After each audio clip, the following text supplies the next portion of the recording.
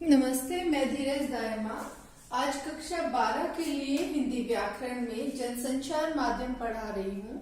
इसको केवल 12 कक्षा के लिए ही नहीं, जो कॉम्पिटिटिव एग्जाम होते हैं हिंदी के, जितने भी कॉम्पिटिटिव एग्जाम है वहां पर भी, क्योंकि ये ग्रामर पोर्शन है तो वहां पर भी काम आएगा। सबसे पहले है जनसंचार। जन मीन्स मनुष्य, लोग, लोगों के बीच में जो संचार होता है। संचार मीन्स संचरण करना, जो बातचीत होती है वो जनसंचार। लोगों के बीच में बातचीत का साधन, माध्यम क्या हो गया, उसके साधन क्या क्या हैं। लोगों के बीच में बातचीत करने के साधन क्या होते हैं। सबसे पहले संचार शब्द जो है वो चर धातु से लिया गया है। धातु क्या होती है, किसी भी क्रिया के मूल रूप को धातु कहते हैं। क्रिया का मूल रूप धातु कहलाता है। जैसे हमने लिया खाना शब्द, तो खाना शब्द कहाँ से बना, खा शब्द से बना है, खा धातु से बना है, तो ये हो गया खा धातु। तो किसी भी क्रिया के मूल रूप को धातु कहते हैं और संचार शब्द चर धातु से बना है। इसका अर्थ होता है चलना, यानी कि संचरण करना। कैसे, एक व्यक्ति की बात को दूसरे तक पहुंचाना, दूसरे के विचारों को स्वयं समझना। संचार प्रमुख संचार शास्त्री हुए हैं विल्बरश्रैम। उनके अनुसार संचार अनुभवों की साझेदारी है। व्यक्ति का आपस में बातचीत करना अनुभवों की साझेदारी है संचार। और आज का जो मेन टॉपिक इसके बाद में है संचार के विभिन्न तत्व। क्या क्या तत्व होते हैं। सबसे पहले होता है स्रोत, कहाँ से उस संचार को लिया गया। फिर उसके बाद में उसको, जैसे हम व्हाट्सएप मैसेज भेजते हैं या फिर हम न्यूज में सुनते हैं, टीवी पर न्यूज सुनते हैं, इंटरनेट पर न्यूज देखते हैं, और समाचार पत्र से हर अलग अलग जरिए हैं समाचार को प्राप्त करने के लिए। तो उसमें सबसे पहले तत्व क्या आता है, स्रोत। स्रोत मतलब कहाँ से वो न्यूज, वो समाचार लिया गया है, उसे हम कहेंगे स्रोत। फिर उसके बाद है संचारक। संचारक उस न्यूज को पहुंचाने वाला व्यक्ति, उसे संचारक कहते हैं। तो एक से दूसरे को समाचार पहुंचाना, देश विदेश की खबरें, आसपास के जगह की खबरें, उनको एक से दूसरे तक पहुंचाना।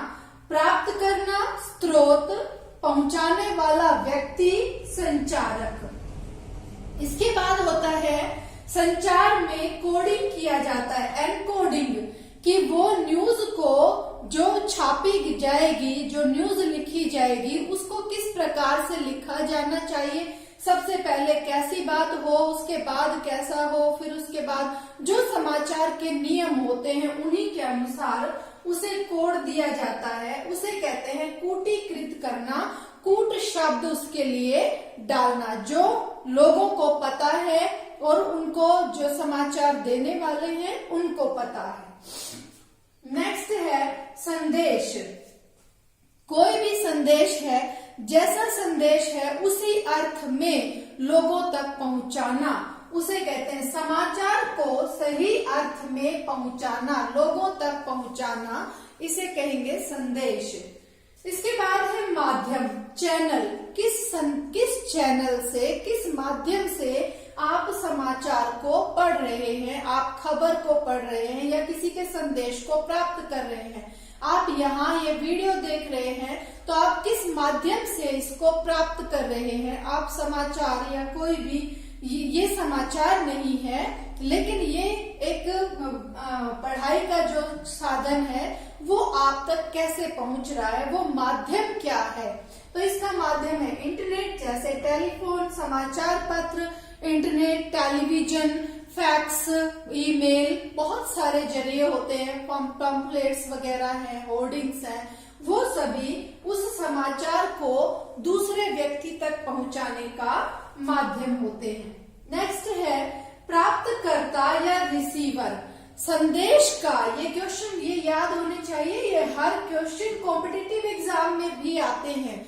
इन्हीं क्वेश्चंस को ही उनमें डाल दिया जाता है।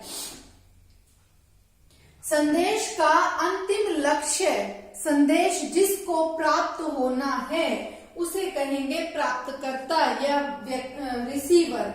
क्वेश्चन बन सकता है कि संदेश का अंतिम लक्ष्य कौन होता है, तो प्राप्तकर्ता या रिसीवर होता है। और लास्ट होता है फीडबैक, समझकर प्रतिक्रिया व्यक्त करना। जैसा जो न्यूज भेजी गई है, जो समाचार भेजा गया है, उसको उसी रूप में समझना और उसको खोल के देखना और अपनी प्रतिक्रिया व्यक्त करना सफलता का संदेश, कि ये जो न्यूज जिस अर्थ में भेजी गई थी, जो समाचार उसी अर्थ में ही उनको प्राप्त हुआ है। ये जन संचार माध्यम है, जरूरी नहीं है कि ये केवल समाचार ही हो। जन संचार में सभी प्रकार की बातें आती हैं। कोई भी बात जो हमारे मन के भाव हैं वो हम दूसरों तक कैसे अभिव्यक्त करते हैं। आज के लिए इतना ही, मिलते हैं अगले वीडियो में। धन्यवाद।